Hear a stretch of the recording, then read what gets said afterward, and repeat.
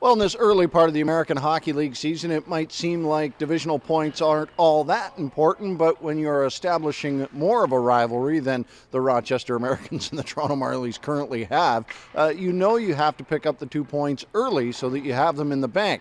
Binghamton Senators also on the slate. They're a divisional game for the Toronto Marlies, and then a conference game with the Lehigh Valley Phantoms coming up to end the weekend. So 3 games, 3 days for the Toronto Marlies, and both coaches pointing out here for the Rochester Americans and for the Toronto Marlies that really you can't get a good read on what the other team is doing this early in the season. You've got to focus on your own group. I'm finding so, especially for me coming in pretty well fresh in terms of what I know of the league and coaches and teams.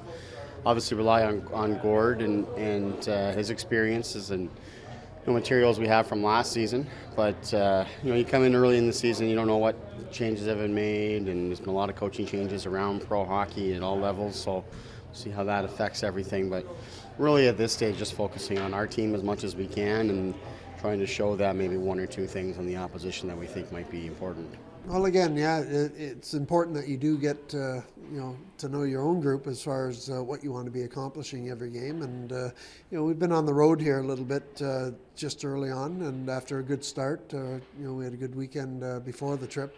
We get out on the road and it wasn't so good. So those things happen. But you do obviously want to learn from every game that you do play early on, and I think we're finding out a lot about ourselves. But we know that every game is hard work. Every game is difficult. It's you've got to be at your best, and you don't come with your best, and that's the difference in the game usually. So we want to make sure we're ready. We want to make sure we're playing exciting hockey, but want to make sure we're defending our net as well. It's really early. It's such a long season, a long grind with a ton of games. So this is the first kind of road trip of many. So we have to establish ourselves as a good road team early, so teams know that when we're going into visiting buildings.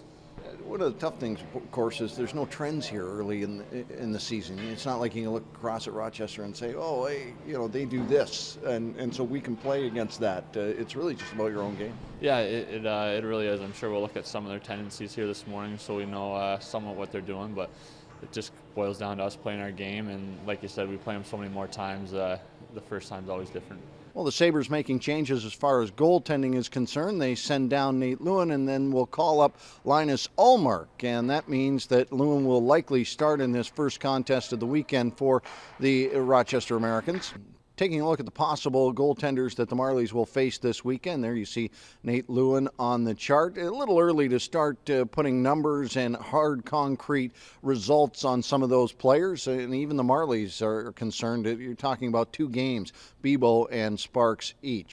Both teams, some similar results as far as goals for are concerned, though the Emmerks have 1 more game in their pocket so far in this young season. When you look at the penalty kill numbers, the Rochester Americans clearly have a little bit of work to do on the penalty kill. The Marlies' penalty kill looking pretty good so far this season. They hope to jumpstart their power play a little bit over the course of this weekend as well. The Marlies have 3 games this weekend before they come home on Wednesday to face the Syracuse Crunch. It will be 2 divisional games, the Rochester Americans and the Binghamton Senators, and then a conference game, the Lehigh Valley Phantoms on Sunday.